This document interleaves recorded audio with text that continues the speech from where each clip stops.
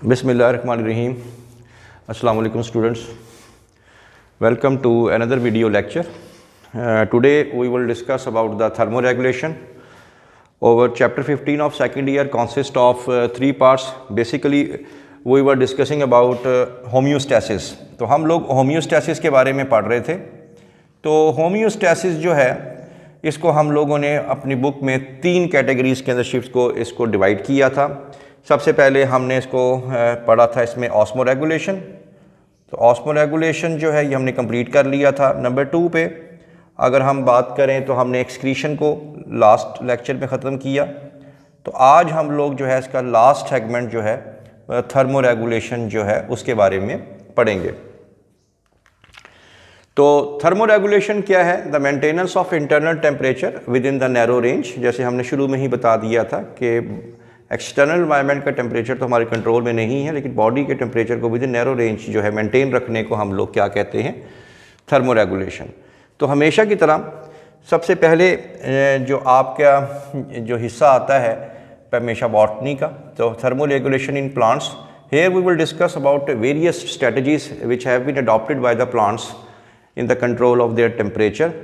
अपने टेम्परेचर को कैसे वो कंट्रोल करते हैं, कैसे अपने आप को वो एक्सटर्नल टेम्परेचर के बदलते हुए एक्सटर्नल टेम्परेचर से अपने आप को बचाते हैं. तो हम लोगों ने सबसे पहले इसको हम दो हिस्सों में तकसीम कर लेते हैं, high temperature adaptations and low temperature adaptations. तो हाई टेम्परेचर पे बेसिकली क्या नुकसान हो सकता है? गर्मी हो जाएगी तो पौधे को क्या नुकसान होगा? आपको मालूम है कि लिविंग ऑर्गेनिज्म में सीजलेस मेटाबॉलिक एक्टिविटीज़ चल रही होती हैं और उसको चलाने के लिए मेनली एंजाइम्स जो हैं वो काम कर रहे होते हैं. अब जब बहुत हाई टेम्परेचर हो जाएगा तो एंजाइम्स जो हैं वो डीनेचर्ड हो जाएंगे. एंजाइम डीनेचर्ड हो जाएंगे तो मेटाबॉलिज्म जो रिएक्शंस हैं वो स्टॉप हो जाएंगे. रिएक्शन स्टॉप होने का मकसद ये है कि ultimately the death of the living organism और प्लांट. तो लिहाजा को हर जिंदा चीज़ जो है अपने आप को बचाने की हमेशा कोशिश करती है. तो उसके लिए उसके पास कुछ अडॉप्टेशंस होती हैं. मिसाल के तौर पे the first adaptation was the evaporative cooling. Plants contain stomata. Stomata जो है उसके ज़रिए ट्रांसपायरेशन अकर और we know that transpiration has the cooling effect. जैसे ही माहौल में गर्मी होती है स्टोमेटा, अगर पानी अवेलेबल है स्टोमेटा ओपन हो जाएगा. स्टोमेटा ओपन होगा तो वहाँ से पानी उड़ेगा तो टेम्परेचर जो है वहाँ से कम उसका भी लो हो जाएगा और वो अपने आप को सरवाइव कर जाएगा.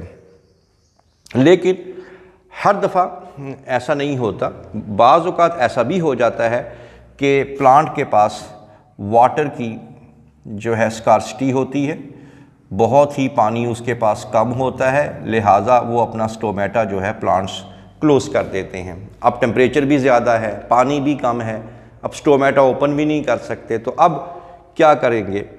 तो बहुत से प्लांट्स ऐसे हैं हमारे टेम्परेट रीजन में, इंडो पाकिस्तान में, तो वहाँ पे प्लांट्स के पास 40 डिग्री एंड 40 डिग्री से प्लस जो है वो टेम्परेचर को मेंटेन कर लेते हैं. वो कैसे कर लेते हैं? इनके पास एक ख़ास तरह के प्रोटीन होते हैं, उनको कहते हैं हीट शॉक प्रोटीन्स. कि जैसे ही प्लांट जो है बाहर गर्मी होती है तो plant they start synthesising heat shock proteins. Heat shock proteins क्या करते हैं? दे एम्ब्रेस, वो गले लगा लेते हैं, वो कबूल कर लेते हैं द एंजाइम्स. मिसाल के तौर पे ये अगर आप लोग देखें, these are the heat shock proteins and these are the enzymes. तो ये एंजाइम्स हैं और ये क्या है? हीट शॉक प्रोटीन्स है. तो जैसे ही टेम्परेचर ज़्यादा होगा तो ये इसको गले लगा लेंगे. गले कैसे लगा लेंगे? इसको एम्ब्रेस का मतलब गले लगाना. ये देखे ये इनको ऐसे बाहर से इनको कवरिंग दे देंगे ताकि बाहर की गर्मी जो है, बाहर का जो टेम्परेचर है वो एंजाइम्स तक ना पहुंचने पाए और एंजाइम जो हैं वो डीनेचर्ड ना होने पाए. तो ये आप लोगों ने स्ट्रेटजीज बता देनी है हीट शॉक प्रोटीन्स की. और इसके अंदर there are various types of heat shock proteins that are present in the plants. HSP60, HSP70, HSP80 etcetera. तो दूसरी साइड पे अगर आ जाए, what are the strategies at low temperature. तो लो टेम्परेचर अडॉप्टेशंस पे प्लांट, पहले तो हम ये देख लेते हैं कि लो टेम्परेचर इफेक्ट कैसे करता है.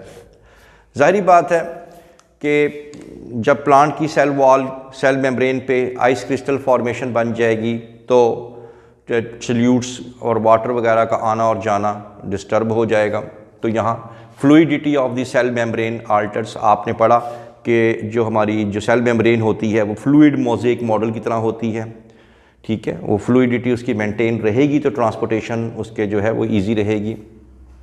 तो जैसे ही lipid of the membranes are locked and effects of transport the solutes, तो जारी बात है कि जब टेम्परेचर कम होगा तो जो सेल मेम्ब्रेन होती है, अगर आपको याद हो तो सेल मेम्ब्रेन के अंदर लिपिड भी होती है, लिपिड बाइलेयर भी होती है, जिसको आप लोग पढ़ के आ रहे हैं, ठीक है। फ्लूइड मोज़ेक मॉडल के अंदर ये लिपिड बाइलेयर आ गई। तो लिपिड के अंदर अगर आपको याद हो कि इसके अंदर फैटी एसिड्स भी होती हैं, लिपिड फैटी एसिड से तो मिलकर बनती हैं। अब ये हमारे पास प्रोटीन आ गया जो कि एम्बेडेड होते हैं, ये तमाम आपने फर्स्ट ईयर में पढ़ लिया हुआ है। तो जब टेम्परेचर कम होगा तो ज़ाहिरी बात है कि फैटी एसिड जो है वो सॉलिड होना शुरू हो जाएंगी, और सॉलिड होंगी तो उसकी जो फ्लूइडिटी है वो डिस्टर्ब हो जाएगी और सख्त हो जाएगी। तो लिहाजा ट्रांसपोर्ट ऑफ मटेरियल डिस्टर्ब होंगे और प्लांट मर सकता है। तो अब क्या किया जाए भाई, सिंपल सी बात है। अगर आपको याद हो कि जो लिपिड्स होती हैं दो तरह की होती हैं, एक सैचुरेटेड और एक लिपिड्स के अंदर दो तरह की फैटी एसिड्स होती हैं, एक सैचुरेटेड और एक अनसैचुरेटेड। तो एट लो टेम्परेचर प्लांट जो है लिपिड्स के अंदर फैटी एसिड सैचुरेटेड को कन्वर्ट करना शुरू कर देगा अनसैचुरेटेड फैटी एसिड के अंदर। तो प्लांट जो है वो सैचुरेटेड जो फैटी एसिड्स हैं उनको कन्वर्ट करना शुरू कर देगा अनसैचुरेटेड फैटी एसिड पे। और आपको पता भी है कि अनसैचुरेटेड फैटी एसिड जो हैं वो रूम टेम्परेचर पे जो हैं वो कम टेम्परेचर पे वो ऑयल रहते हैं, वो लिक्विडिटी में रहते हैं। तो लिहाजा इनकी जो फ्लूइडिटी है वो मेंटेन रहेगी। क्यों? क्योंकि उन्होंने सैचुरेटेड जो है वो उन्होंने अनसैचुरेटेड में कन्वर्ट कर दिया है फैटी एसिड को। तो ये आप लोगों ने, और इस तरीके से वहाँ पे क्रिस्टल फॉर्मेशन नहीं हो पाएगी। अब आ जाए सेल के अंदर।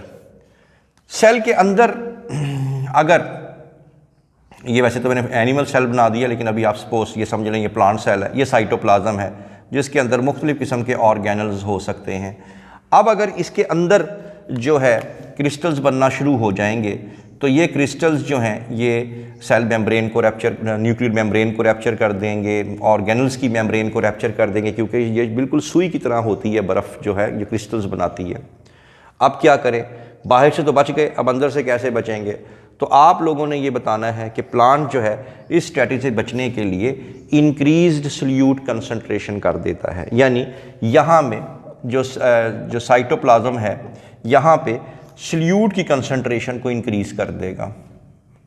और आपको पता है कि अगर सल्यूट की कंसंट्रेशन अगर इंक्रीज़ कर जाए पानी के अंदर, सॉल्यूशन के अंदर, तो उसका जो फ्रीजिंग पॉइंट है वो गिर जाता है और वो उतने टेम्परेचर पे फिर वो फ्रीज़ नहीं होता। फ़र्ज़ करते हैं कि अगर पहले इधर सल्यूट नहीं थे तो इसने 0 डिग्री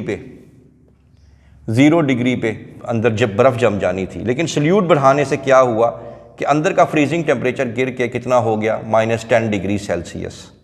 अब बाहर -10 होगा तो ये बर्फ़ बनेगी, वरना नहीं बनेगी। अब इसका मतलब है अगर बाहर 0 डिग्री आ भी जाए तो अंदर कम से कम ये सुपर कूल तो हो जाएगा।